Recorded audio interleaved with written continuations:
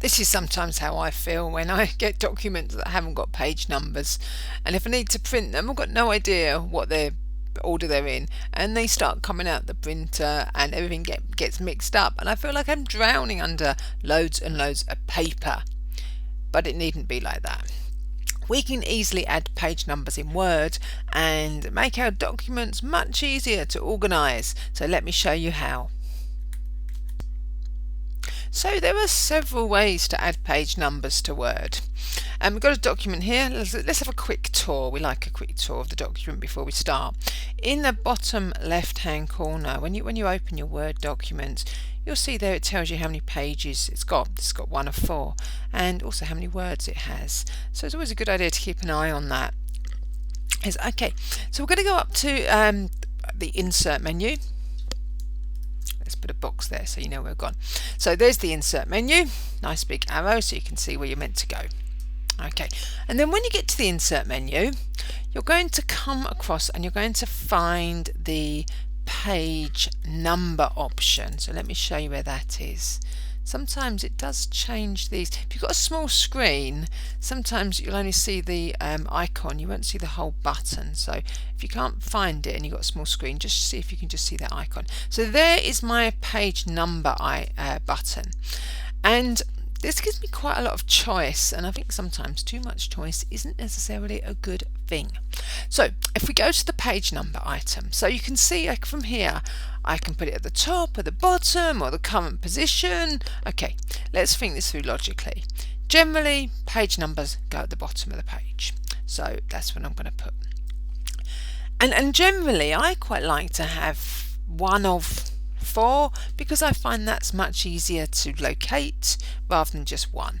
But what happens when I choose bottom of the page, I get this gallery come up of different options. And as I scroll down, there's actually quite a lot of choices. Some of them are a little bit mad formatting, some of them are just totally odd, and some of them I quite like. So this one here, page 1 of 1. Now that's one of my favourites because it quite obviously states what we're looking at.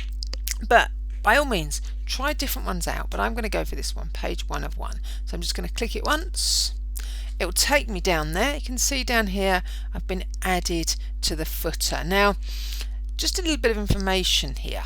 When you're in the footer, the text of your document goes grey, and that's because I'm not in the main part of the document, I'm in the bit at the bottom of the page, so that main part of the document isn't active.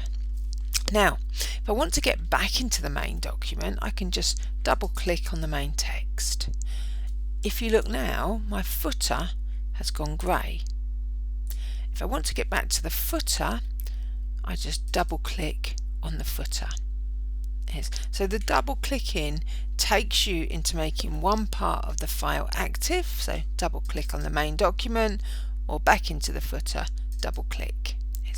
And let's see how this has worked. So I'm going to go double click back on the main part of my document. I'm going to have a little scroll down. Let's have a look through it. So page 1 of 4, perfect. And if we just scroll down a little bit further, there we are, page 2 of 4, and a little bit further, there we are, 3 of 4. And the last page, 4 of 4. So I can see that page number has been put on every single page.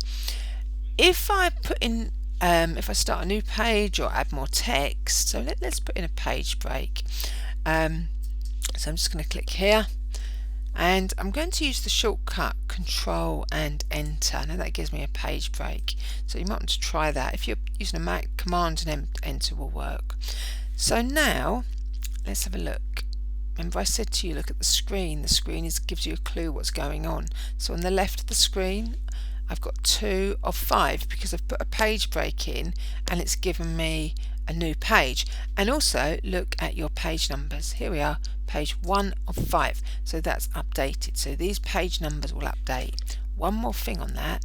I'm just going to double click to go back onto the page number. Now, when I click on the page number, you'll see it goes a bit grey, and that's not a highlight, that's showing you it's updatable. So because it's an automatic feature, so it's automatically updating according to what page number's in. If you ever get something like that's called a field in Excel, and a field will automatically update. date. So let's go back into our main document. Let's just double click on the text. And just to recap, so to put the footer, the page numbers in, we went up to the Insert tab. We chose page number, we chose bottom of the page, and then we chose the type of page number we wanted. I'm not going to choose it again. I'll end up with 2 lots of page numbers in, and I really don't want that. Yes, I hope you found this video useful. Don't forget to subscribe to us. It'd be great to see page numbers on all your long documents, and it will make life so much easier when you're trying to get things organised. And if you have anything else you want me to cover, just pop it in the comments and I'll see what I can do. Thanks very much for watching.